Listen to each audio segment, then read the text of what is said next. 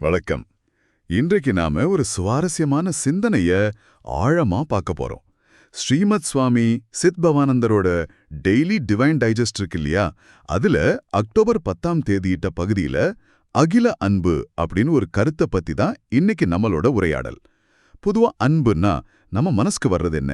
நமக்கு நெருக்கமானவங்க, நம்ம குடும்பம், நண்பர்கள், இல்லனா ஒரு குறிப்பிட்ட குரூப் மேல நம்ம காட்டுற பாசம், அதுதானே? ஆனா இந்த ஆதாரம் இன்னும் ஒரு படி மேல போய் சொல்லுது. அன்புங்கிறது எல்லா உயிர்கள் கிட்டையும், ஆமா, எல்லா உயிர்கள் கிட்டையும் இயல்பாவே இருக்கிற ஒரு தெய்வீக குணம்னு சொல்லுது. எந்த உயிருமே இதுக்கு விதிவிலக்கு இல்லன்னு வேற அழுத்தி சொல்லுது. இது கேட்கும்போதே கொஞ்சம் நம்மளோட அனுபவத்திலிருந்து வேற மாதிரி இருக்கு இல்லையா? சரி, இதுக்குள்ள என்ன இருக்குன்னு கொஞ்சம் பாப்போமா? ஆமா. இந்த குறிப்பிட்ட பகுதியோட நோக்கம் என்னன்னா, இந்த அகில அன்புனா என்ன, அதோட முக்கியத்துவம் என்ன, அப்புறம் நம்ம அன்றாடம் பார்க்கறமே ஒரு அன்பு, அதுக்கும் இதுக்கும் என்ன வித்தியாசம்னு புரிஞ்சுக்க முயற்சி பண்றதுதான்.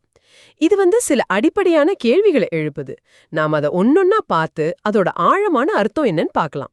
சரி, முதல்ல அந்த மைய கருத்துக்கே வருவோம். அன்பு எல்லா உயிர்கள் கிட்டையும் இயல்பா இருக்கிற ஒரு தெய்வீக குணம்னு சொல்லுது. குறிப்பா எந்த உயிரினமும் அன்புக்கு ஆதாரமற்றதல்ல அப்படின்னு சொல்லுது. இது கேட்கவே ரொம்ப ஆச்சரியமா இருக்கு. மனுஷங்க மட்டும் இல்லாம பூச்சிகள், விலங்குகள்னு எல்லாத்துக்கிட்டையுமா? அப்போ நாம பாக்குற இந்த வன்முறை, பகைமை இதெல்லாம் எங்க இருந்து வருது?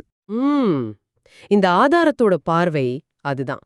அன்புங்கிறது மனுஷங்களுக்கு மட்டும் இல்ல, இந்த பிரபஞ்சத்தில் இருக்கிற ஒவ்வொரு உயிரோட அடிப்படை இயல்பு, ஒரு தெய்வீக அம்சம்னு சொல்லுது. ஆனா அது இருக்கிறத உணர்றதும் அதன்படி வாழ்றதும் வேற விஷயம் இல்லையா? அதனாலதான் அன்ப பயிற்சி செய்பவர் வாழ்வை முழுமையாக்குகிறார்னு குறிப்பிடுது. இங்க அந்த பயிற்சிங்கிற வார்த்தை ரொம்ப முக்கியம். இது இயல்பா இருந்தாலும் அதை வெளிக்கொண்டு வர்றதுக்கும் அதன்படி வாழ்றதுக்கும் ஒரு தொடர்ச்சியான முயற்சி, ஆமா, ஒரு பயிற்சி தேவைப்படுது. அது தானா வெளிப்படுற ஒண்ணும் இல்ல.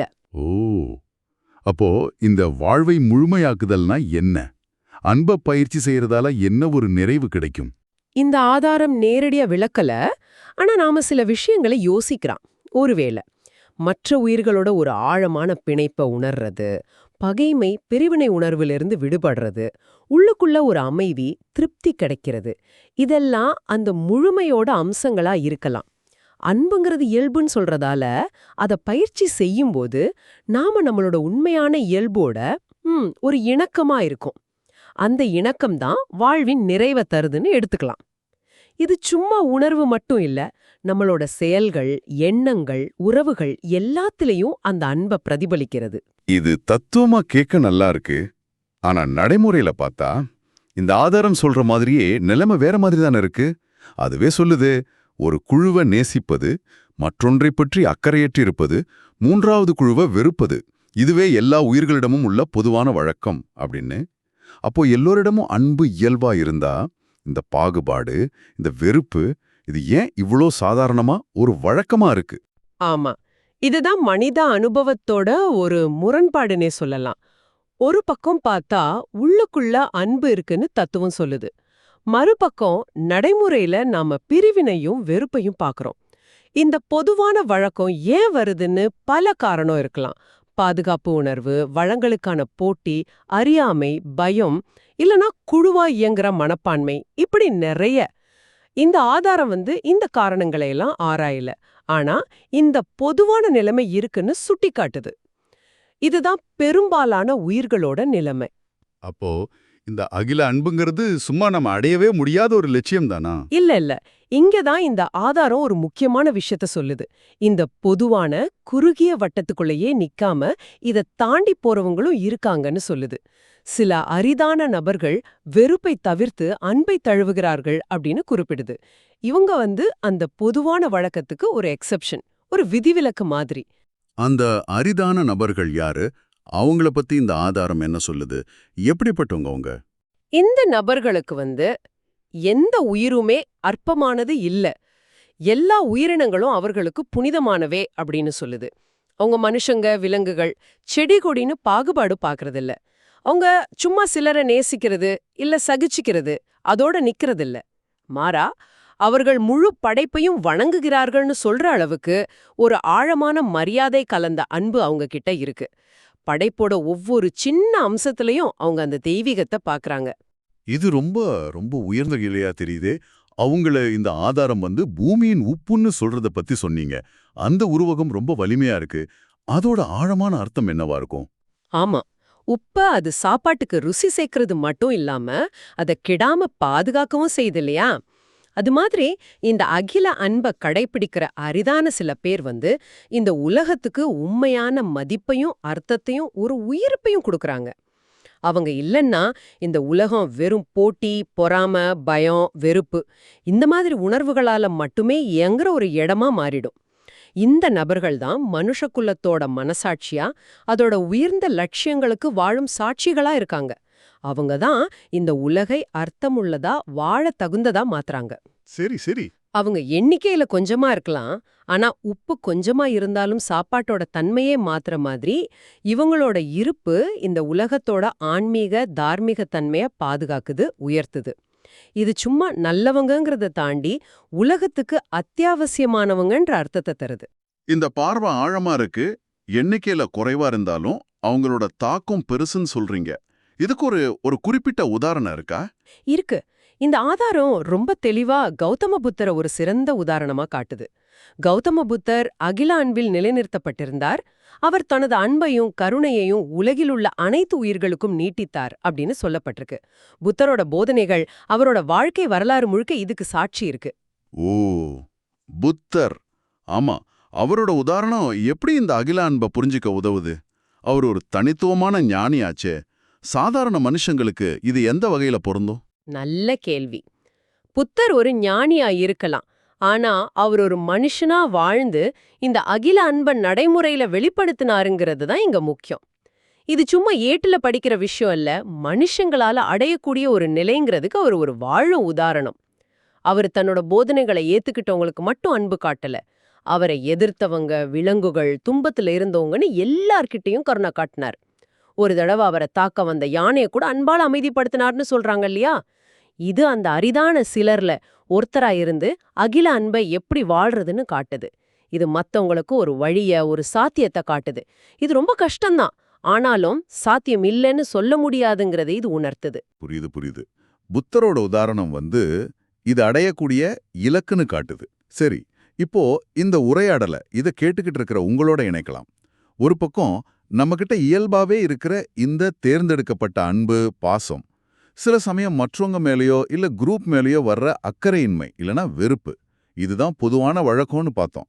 இன்னொரு பக்கம் இந்த ஆதாரம் சொல்ற அகில, எல்லாரையும் உள்ளடக்கின தெய்வீக அன்பு புத்தர் மாதிரி ஆட்களால வெளிப்படுத்தப்பட்டது. இந்த ரெண்டுக்கும் இருக்கிற வேறுபாட்டை உணர்றது உங்களோட அன்றாட பார்வைய, உறவுகளை, உலகத்தை பார்க்கிற விதத்தை எப்படி மாற்றணும்னு நீங்க நினைக்கிறீங்க? இதுதான் இந்த சிந்தனையோட மையமான ஒரு சவால்னே சொல்லலாம். அகிலா அன்ப பயிற்சி செய்யறது வாழ்வை முழுமையாக்குதுன்னு பார்த்தோம். ஆனா எப்படி பயிற்சி செய்யறது? சும்மா தத்துவமா படிச்சா போதுமா? இல்ல. த பிராக்டிசர் ஆஃப் லவ் ஃபுல்ஃபில்ஸ் லைஃப்னு சொல்லுது. செயல்பாடு முக்கியம். நம்ம இயல்பிலேயே இந்த தெய்வீக அன்பு இருக்குன்னா அதை முழுசா வெளிப்படுத்த விடாம தடுக்கிற தடைகள் என்னவா இருக்கும்? அந்த தடைகளை அடையாளம் கண்டு அதை கடக்க முயற்சி பண்றதுதான் அந்த பயிற்சி. அந்த தடைகள் நம்மளோட சொந்த விருப்பு, நமக்கு பிடிச்சவங்க பிடிக்காதவங்கங்கிற பாகுபாடு, மத்தவங்கள பத்தின நம்ம முன்முடிவுகள், சமூகத்தால நம்ம மேல திணிக்கப்பட்ட கருத்துக்கள், நாம அவங்கங்கிற பிரிவினை உணர்வு, இதெல்லாம் இருக்குமா? நிச்சயமா. இது எல்லாமே தடைகள் தான். அந்த பொதுவான வழக்கம்ங்கிறது ஒரு ஆழமான பழக்கம், ஒரு கண்டிஷனிங் மாதிரி. அதிலிருந்து விடுபடுறது சுலபம் இல்ல. நம்மள அறியாமலேயே நாம அந்த பாகுபாடுகளை செய்றோம். ஆனா இந்த ஆதாரம் என்ன சொல்லுதுன்னா, இந்த தடைகளை தாண்டி ஒவ்வொரு உயிர்லையும் அந்த தெய்வீக அம்சத்தை பார்க்க முயற்சி செய்யும்போது அந்த அகில அன்பை நோக்கி நகர முடியும்னு சொல்லுது. இது ஒரு பெரிய மனமாற்றம், ஒரு போராட்டமா கூட இருக்கலாம். ஆனா அந்த பயணம்தான் வாழ்க்கைக்கு அர்த்தத்தையும் நிறைவையும் தரும்னு சொல்லுது. இந்த பயிற்சிங்கிறது பெரிய தியாகம் செய்யறதோ இல்ல எல்லாரையும் கட்டிப்பிடிச்ச அன்பு செலுத்துறதோ மட்டும்தானா, இல்ல அன்றாட வாழ்க்கையில சின்ன அளவுல இதை எப்படி பார்க்கலாம்?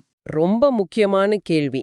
அகில அன்பு ஒரு பெரிய லட்சியமா தோணலாம், ஆனா அதோட பயிற்சிங்கிறது அன்றாட வாழ்க்கையில சின்ன சின்ன செயல்கள்ல தொடங்கலாம். உதாரணமா, நம்ம பொதுவா அலட்சியப்படுத்துற ஒருத்தரை பார்க்கும்போது ஒரு கணம் நின்னு அவருக்குள்ளேயும் அதே தெய்வீக அம்சம் இருக்குன்னு நினைச்சு பார்க்கறது. நமக்கு எரிச்சலூட்டுற ஒரு சூழ்நிலையில கோவத்துக்கு பதிலா கொஞ்சம் கருணையோட அணுக முயற்சி பண்றது, நம்ம வட்டத்துக்கு வெளியே இருக்கிறவங்களோட தேவைகளை பத்தி யோசிக்கிறது, மத்த உயிரினங்களுக்கு தேவையில்லாத துன்பம் கொடுக்காம இருக்கிறது, இப்படி சின்ன சின்ன படிகள்ல தான் அந்த பயிற்சி தொடங்குது. ஆமா. அது உடனடியா நம்மள புத்தர் நிலைக்கு கொண்டு போகாது. ஆனா அது நம்ம பார்வைய விரிவுபடுத்தும், நம்ம இதயத்தை மென்மையாக்கும், அந்த பொதுவான வழக்கத்திலேருந்து கொஞ்சம் கொஞ்சமா நம்மள விடுவிக்கும். ஆஹா, அகில அன்புங்கிறது ஒரு இலக்குங்கிறத விட அது ஒரு தொடர்ச்சியான பயணம், ஒரு பயிற்சி முறைன்னு சொல்லலாமா? சரியா சொன்னீங்க. அது ஒரு நிலைங்கிறத விட அது ஒரு நோக்கு நிலை, ஒரு ஓரியன்டேஷன், ஒரு அணுகுமுறை. ஒவ்வொரு கணமும் அந்த அன்போட பார்வையில உலகத்தை பார்க்க முயற்சி பண்றது. தோல்வி வரலாம், பழைய பழக்கங்கள் திரும்ப வரலாம். ஆனா மறுபடியும் முயற்சி பண்றது தான் அந்த பயிற்சியோட சாரம். சரி, இந்த ஆழமான சிந்தனையை நாம நிறைவு செய்யலாம். சுருக்கமா பார்த்தா, ஸ்ரீமத் சுவாமி சித்பவானந்தரோட இந்த சிந்தனை அகில அன்ப எல்லா உயிர்களோட உள்ளார்ந்த தெய்வீக பண்பா முன்வைக்குது. இது நாம சாதாரணமா பார்க்கற தேர்ந்தெடுக்கப்பட்ட அன்பு வெறுப்புங்கிற பொதுவான வழக்கத்திலிருந்து முற்றிலும் வேறானது. இந்த பொதுவான நிலையை தாண்டி வெறுப்பை தவிர்த்து முழு படைப்பையும் நேசிக்கிற சில அரிதான நபர்கள் இருக்காங்க. கௌதம புத்தர் இதுக்கு ஒரு சிறந்த உதாரணம். அவங்க பூமியின் உப்பு மாதிரி இந்த உலகத்துக்கு மதிப்பையும் அர்த்தத்தையும் தராங்க. இந்த அகில அன்பை பயிற்சி செய்யறது மூலமா தான் வாழ்வோட முழுமையை அடைய முடியும்னு இந்த ஆதாரம் சுட்டிக்காட்டுது. இறுதியா உங்களுக்காக ஒரு சிந்தனையை விட்டுட்டு போறோம். இந்த ஆதாரம் அகில அன்புங்கிறது உங்க உள்ளுக்குள்ளேயே உறங்கிட்டு இருக்கிற ஒரு சக்தி, ஒரு சாத்தியம்னு சொல்லுது. ஒவ்வொரு உயிர்லயும் அது இருக்குன்னு சொல்லுது. அப்படி என்றால் நாம அன்றாடம் பார்க்கிற இத்தனை வேறுபாடுகள், பிரிவினைகள், பகைமைகள் எல்லாம் இருந்தும் அந்த உள்ளார்ந்த பொதுவான அன்பு ஏன் இவ்ளோ மறைஞ்சு கிடக்கு? ஒருவேளை அந்த பொதுவான வழக்கம்ங்கிறது வெறும் மேலோட்டமான ஒரு பழக்கம்தானா? அதுக்கு அடியில ஆழத்துல அந்த அகில அன்பு உண்மையிலேயே எல்லோரையும் இணைக்கிற ஒரு சக்தியா இருக்குதா? இந்த உலகத்துல நாம பார்க்கிற பிளவுகளை தாண்டி அந்த ஆழமான இணைப்பை உணர்றதுக்கு என்ன தேவை? இத பத்தி கொஞ்சம் சிந்திச்சு பாருங்க.